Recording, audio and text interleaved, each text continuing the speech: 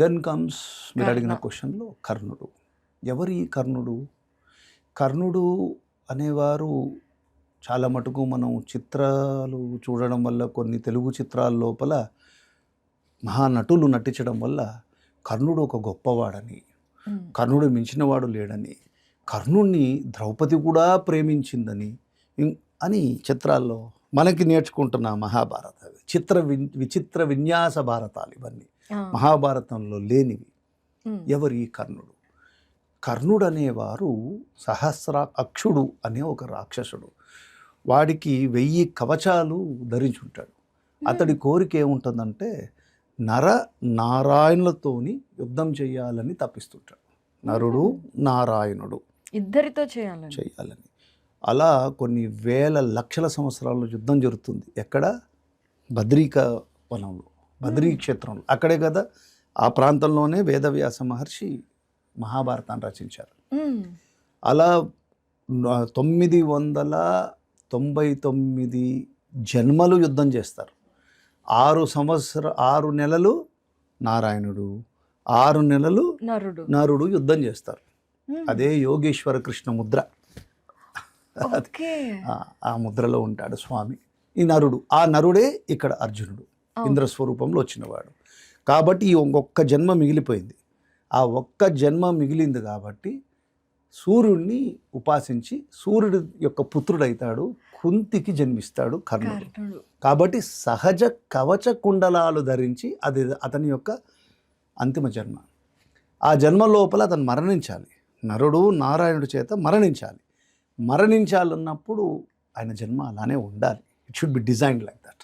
అతడు సింపతి కర్ణుడి మీద, దాన కర్ణుడని, సర్వగుణ సంపన్నుడని, యోధుడు కర్ణుడు, నో డౌట్. చాలా మంచి గొప్ప యోధుడు. ఎన్నో గొప్ప గొప్ప కార్యక్రమాలు చేశారు. కానీ ఇంకొక సైడ్ ఆఫ్ ది కాయిన్లో చూసినప్పుడు కర్ణుడు is not a exemplary human being. అతనికి దానం చేసి ఉండొచ్చు కాక, దాన కర్ణుడే కాక, కానీ అతనికి కొన్ని దుర్గుణాలు ఉన్నాయి. ఫస్ట్ దుర్గుణం జెలసీ. అసూయ ఉంది. అసూయ అర్జునుడి మీద ఉంది. It's a competitive spirit. లోపల కాంపిటీషన్ ఈజ్ డిఫరెంట్, పోటీతత్వం ఈజ్ డిఫరెంట్ ఫ్రమ్ అసూయ. Right or wrong? ఇతడికి ఒక క్యారెక్టర్లో సూతపుత్రుడు కాబట్టి క్షత్రియుడి చేసే పనిని, వాళ్ళు చేసే విలువిద్యల్ని నాకు హక్కు లేదా అనే ఛాలెంజ్ చేశాడు. కానీ చూస్తే బాగానే ఉంటుంది. ఒక రెవల్యూషనరీ విప్లవాత్మకమైన ఆలోచనలో ఒక టాలెంటెడ్ పర్సన్ వస్తున్నారని. కానీ అది కురువంశ సామ్రాజ్యం. అక్కడ వచ్చినప్పుడు అప్పుడున్న ధర్మం లోపల క్షాత్ర ధర్మం, దాంట్లోపల ఎవరైతే ఆ జన్మలో వచ్చారు అంటే ఆ యొక్క ఉత్తమమైన వంశానుక్రమంగా వచ్చిన వారికి రాజ్యము, ప్రజల బాధ్యత ఉంటుంది. అంతేగాని నీకు విపరీతమైన దానశీలత్వంతోనో లేకపోతే నువ్వు అసూయతో రగిలే వాళ్ళకి అర్హత రాదు. ప్లస్ అస్త్రశస్త్ర విద్యలు నేర్చుకోవడానికి కారణం ఉండాలి. అకారణంగా నువ్వు విద్యను అభ్యసించి లాభం లేదు. So you have to protect your nation. ఇప్పుడు మన దగ్గర ఒక న్యూక్లియర్ వెపన్ ఉందనుకోండి, you can have a nuclear weapon. కానీ ఆ న్యూక్లియర్ వెపన్ ఎలా యూటిలైజ్ చేసే జ్ఞానం కూడా ఉండాలి కదా. నాకు ఉంది కదా అని చెప్పి వేరేవాడి మీద వేస్తా అంటే, సో ఆ నిగ్రహం లేనివాడు కర్ణుడు. అండ్ అతను దానం చేశాడు, అర్జునుడికి ప్రతినాయకుడులాగా నిలబడ్డాడు. అవన్నీ ఒక ఎత్తు. సరే, వి రెస్పెక్ట్ ది కాంపిటీషన్. కానీ కర్ణుడు చేసిన ఒక చాలా పెద్ద తప్పిదం మహాభారతం యొక్క గమనాన్ని మార్చింది.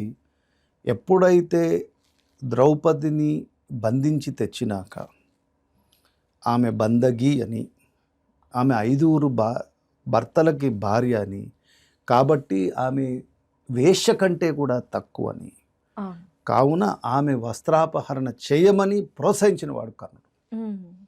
దానివల్లనే కదా భీముడు దుర్యోధనుడు తొడలు కొడతానన్నాడు, దుశ్శాసనుడి గుండె చేస్తానన్నాడు. కాబట్టి హీ ప్రొవోక్డ్. అంటే ఒక రాజ ఆశ్రయం దొరికినప్పుడు రాజుకి హితుడుగా ఉండాలి. అంతేగాని ఒక రాజు దగ్గర ఉన్న మంత్రివర్గంలో ఉన్నవాడు కర్ణుడు, అతడి ఆలోచన విధానం ఎవరైనా ఉండని. ఇప్పుడు ధర్మరాజు పత్ని ద్రౌపది ఒక కులకాంత, అంటే భానుమతితో సమానమైన రెస్పెక్ట్ ఇవ్వాల్సిన స్త్రీయే కదా. అతని భార్య అయిన భానుమతి ఎవరని చాలా మందికి డౌట్ వస్తుంది. దుర్యోధనుడి భార్య భానుమతి. దుర్యోధనుడి భార్య భానుమతి. ఆమెకి ఎంత గౌరవిస్తున్నావో, తన భార్య అయిన శుభాంగికి ఎంత గౌరవిస్తున్నావో, అదే విధమైన మర్యాద. ఆమె ఒక చక్రవర్తి, ధర్మరాజు రాజసూయ యాగం చేసినాక ఆమె ఒక రాణి, అంటే ఒక పట్టమహిషి. అలాంటి పట్టమహిషిని అవమానించమని చెప్పినవాడు కర్ణుడు. ఎన్ని గొప్ప గుణాలున్నా ఈ యొక్క ప్రోత్సాహం వల్ల కర్ణుడి యొక్క వ్యక్తిత్వము అంత గొప్పది కాదు అని మనం ఆలోచించుకోవాలి. అంటే it may be all that glitters is not gold. So Karna's character is like that. అంత గ్లిటరింగ్గా ఉంది, కానీ when you go into depth అది it's a very shallow character. ఇది కురుక్షేత్రం గురించి ధృతరాష్ట్రుడికి విదురు చెప్పేటప్పుడు కూడా ధృతరాష్ట్రుడు ఎంతో బాధపడినప్పుడు కూడా ఇలా చాలా సార్లు అంటాడు, దుర్యోధనుడికి మంచి స్నేహితులు లేరు, ఎప్పుడు కర్ణుడి మాటలు వింటారు, వీళ్ళ అందరూ కూడా నా కొడుకుల నాశనానికే తయారయ్యారు అని చాలా బాధపడతాడు అనమాట. అప్పుడు విదురుడు అతడికి మొత్తము ఖండాంతర విద్య, అంటే అసలు ఎలా ఈ సృష్టి ఆవిర్భవించిందనే చెప్తాడు. అవును, మొత్తం జ్ఞానం చెప్తాడు. ఈ నీకొకడిగే కాదు, ఈ దుఃఖం సర్వము తెలిసి నీకంటే చాలా దుఃఖితులైన రాజులు ఎందరో ఉన్నారని చెప్పి ఒక 50 మంది రాజుల పేర్లు, వాళ్ళ చరిత్ర చెప్తాడు.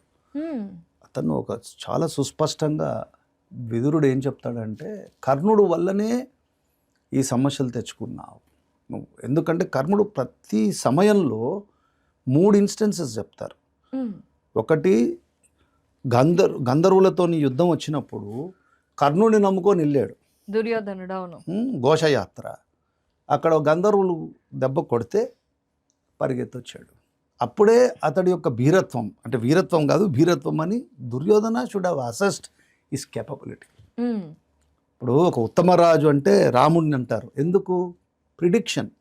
ఆ సేవకుడు నిజమైన వాడా కాదా అని. అందరికీ ఇవ్వలేదు రాముడు ఉంగరాన్ని, ఆంజనేయ స్వామికి ఇచ్చాడు. అట్లా ఒక రాజు అనేవాడికి మహాభారతం చదివితే ఏం తెలుస్తుందంటే how a king should behave and whom he should listen.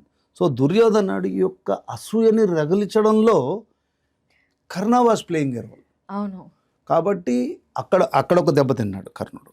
Next, ఉత్తర గోగ్రహణం జరిగినప్పుడు కర్ణుని నమ్ముకొని గోవుల్ని పట్టుకోవడానికి వెళ్ళారు విరాట అంటే అప్పుడు సుశర్మ ఉన్నాడు, భీష్ముడు, ద్రోణాచార్యుడు అందరూ వెళ్ళారు కదా. సుశర్మ దక్షిణ గోగ్రహణం, Susharma was attacking from south. Correct. వీళ్ళు ఉత్తర గోగ్రహణం ముందరికెళ్ళి ఇలా వచ్చారు.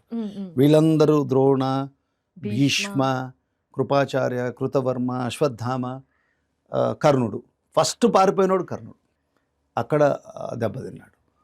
అలాంటి కర్ణుడు యుద్ధానికి వచ్చినప్పుడు భీష్ముడు అసలు నువ్వు అతిరథుడు అన్నాడు.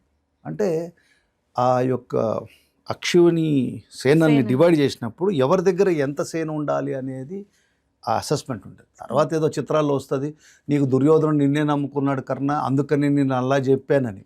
అలా అసెస్మెంట్ ఉండదు భీష్ముడిది. Bhishma is a warrior king.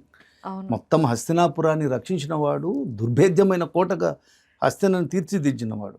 So they know, all scholars know. అక్కడున్న ద్రోణాచార్యుడికి కర్ణుడి గొప్పతనం తెలుసు, భీష్మాచార్యుడికి తెలుసు, వేదవ్యాస మహర్షికి తెలుసు, కృష్ణుడికి తెలుసు, ఇందరికి తెలుసు. కాబట్టి కర్ణుడు ఒక ఆవేశంతో, ఆలోచనారహితంగా, అర్జునుడి మీద ద్వేషంతో, అతడు ఇచ్చిన సలహాల వల్ల మహాభారతానికి కొన్ని లక్షల మంది సైనికులు, వేల మంది రాజులు మరణానికి కారణమైంది.